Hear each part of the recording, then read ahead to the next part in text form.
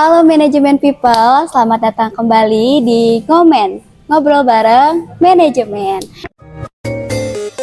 Welcome to Ngomen, ngobrol bareng manajemen.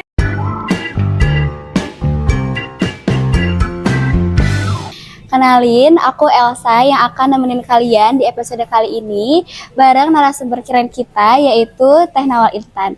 Boleh Teh Nawal kenalan singkat aja dulu. Halo semuanya, kenalin aku Nawal Intan Nurawulia, aku mahasiswi semester 4 di jurusan manajemen. Oke, Teh Nawal ini juga brand ambassador Google ya? Betul. Nah, topik yang akan kita bahas hari ini yaitu personal branding di era digital. Oke, langsung aja ya Teh. Sebelumnya aku mau nanya-nanya pengalaman Teteh jadi brand ambassador Google. Awalnya itu gimana bisa sampai tertarik jadi brand ambassador Google?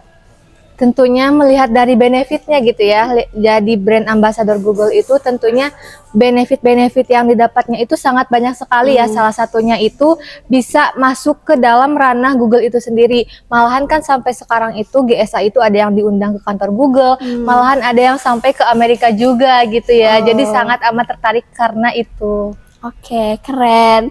Terus boleh ceritain nggak proses seleksinya itu kayak gimana? Untuk proses seleksinya itu ada 3 tahap ya. Tahap yang pertama itu kita ngelengkapin biodata diri kita. Nah, fun fact-nya di sana tuh kan harus nyantumin link portofolio gitu kan. Nah, aku tuh melakukan kesalahan kecil gak nyantumin portofolio. Tapi aku ngasih solusi, aku optimalin di LinkedIn gitu. Aku upload kegiatan aku di LinkedIn dan aku upload portofolionya di LinkedIn aku. Nah, terus di tahap 2-nya kita ada self interview. Kayak ngerekam diri kita sendiri, ada pertanyaan dari Google-nya gitu. Nanti itu diupload di YouTube. Dan di tahap ketiga itu ada ngerjain konten. Kita tuh harus bikin challenge, kontennya ada 5. Sama kita tuh harus ngejawab soal-soal. Banyak banget, aku nggak inget soalnya tuh kayak gimana. Tapi setahu aku tuh kayak gini soalnya tuh, apa yang perlu Google ketahui tentang diri kita. Nah kayak gitu. Terus juga ada 3 fun fact nih tentang diri kita.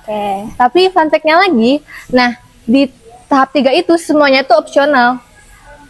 Opsional, jadi bisa pilih atau gimana? Jadi bisa diisi atau enggak. Oh, bisa diisi atau enggak. Iya, gitu. tapi tipsnya kalau misalkan dari aku ya, kalau misalkan ada opsional kayak gitu tuh harus dikerjain sih, karena ibaratnya kalau misalkan ada 2 orang yang nilainya sama, ada yang ngerjain opsional, yang pasti keterimanya yang ngerjain opsional karena gitu buat sih. Nambah nilai plus juga ya. Iya, dan akhirnya aku bisa kepilih dari 81.000 yang daftar gitu. Aku keren banget. keterima di salah satu 2.000 orang itu. Keren banget.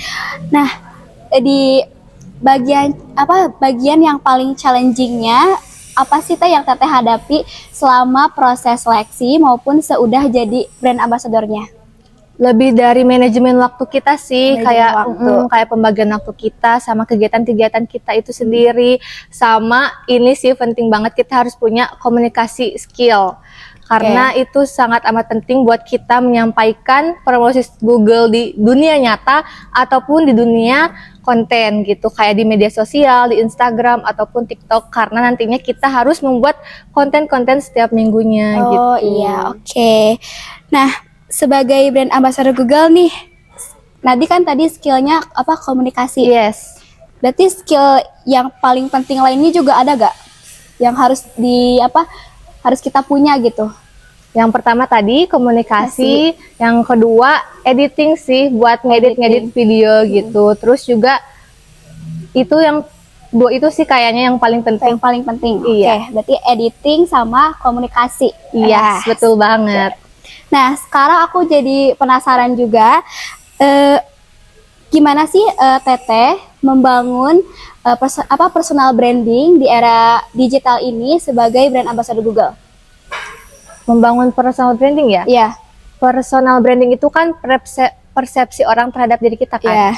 Berarti kalau dari aku, kita lakuin aja apa yang kita mau lakuin gitu. Nanti soalnya si personal branding itu akan kebentuk dengan sendirinya gitu. Mungkin kalau dari aku lihat salah satu video dari Kak Vina, ada 3 yang penting itu. Yang pertama, pahami diri kita sendiri. Lalu yang kedua, ada diferensiasi. Jadi apa yang membedakan kita dengan yang lainnya itu akan nerap gitu di orang lain, istilahnya kayak gitu ya. Lalu yang ketiga adalah dilaksanakan. Jadi walk the talk. Jadi biar tidak terkesan pencitraan doang, kita harus melakukan nih apa yang kita bicarakan. Ya, gitu. seperti itu. Nah, ngomongin soal personal branding gitu ya. Kan kalau personal branding tuh gak jauh dari yang namanya value diri. Nah, kalau langkah awal Teteh untuk membangun value itu sendiri gimana? Langkah awal untuk membangun value ya? Ya. Lakuin aja apa yang kita lakuin sih. Kuncinya kayaknya itu sih di situ. Ya, oke. Jadi tetap jadi diri sendiri juga Iya, sama gitu ya. terus untuk terus mengupgrade skill kita, banyak belajar kayak seperti itu. Banyak belajar. Tapi ada nggak sih pengalaman, kalau misalnya belajar gitu ya, ngomongin belajar, ada nggak sih pengalaman organisasi yang berpengaruh gitu untuk perkembangan diri Teteh selama proses belajar itu gitu?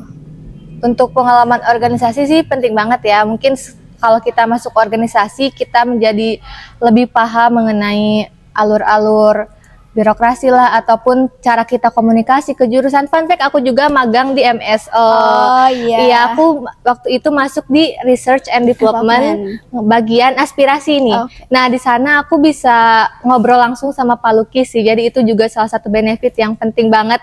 Dan jadi aku punya relasi sama Pak Luki gitu, bisa ngobrol-ngobrol gitu. Jadi dekat sama dosen juga ya. Iya, betul banget. Nah, kalau misalnya di dunia kerja nanti gitu ya, personal branding itu juga punya pengaruh apa sih? Penting banget. Personal branding itu kan nilai yang kita perlihatkan kepada yang lainnya. Kalau misalkan kita sudah dilihat orang lain, nilai kita sudah diketahui, tentunya sangat amat banyak peluang yang terbuka untuk kita gitu. Menambah relasi, peluang apalagi banyak banget. Salah satunya kan nih, aku diundang di sini ya. Tadi membuka peluang juga ya. Iya. Kalau gitu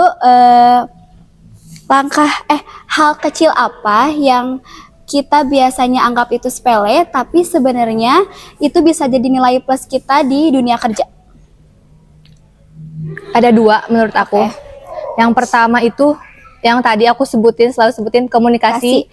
Yang kedua adalah empati skill. Itu tuh penting banget karena di era sekarang gitu yang banyak sekali perkembangan zaman kayak teknologi AI gitu. Nah, kita harus mempunyai salah satu hal yang gak dimiliki oleh AI itu sendiri, yaitu rasa empati kita sebagai manusia gitu. Cara kita bersikap dan cara kita berbicara gitu ya. Mau di media sosial maupun di dunia nyata juga itu penting ya untuk personal branding. Betul banget. Sebenarnya yang tadi tuh udah jadi pertanyaan terakhir.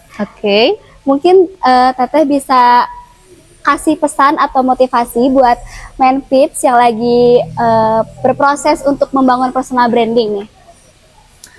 Kalau kalian ingin membangun personal branding, maka lakuin aja apa yang kita mau lakuin, karena waktu terbaik untuk memulai adalah hari ini. Dan perlu digarisbawahi ya tentang teknologi gitu ya. Sebenarnya bukan teknologi yang menggantikan manusia, tapi apa coba? Tapi kita yang memanfaatkan teknologi. Iya, betul. Tapi bagaimana orang yang dapat menggunakan teknologi menggantikan orang yang tidak dapat menggunakannya. Keren banget. Terima kasih Teh Nawa udah memberikan motivasi kepada Menpips yang lagi berproses dalam membangun personal branding. Terima kasih juga sudah meluangkan waktunya. Terima kasih juga ya Elsa. Ngobrol di Ngomen ini. Seru banget, semoga obrolan ini bisa membantu gitu ya. Aku Elsa, izin pamit undur diri. See you di episode berikutnya. Bye-bye.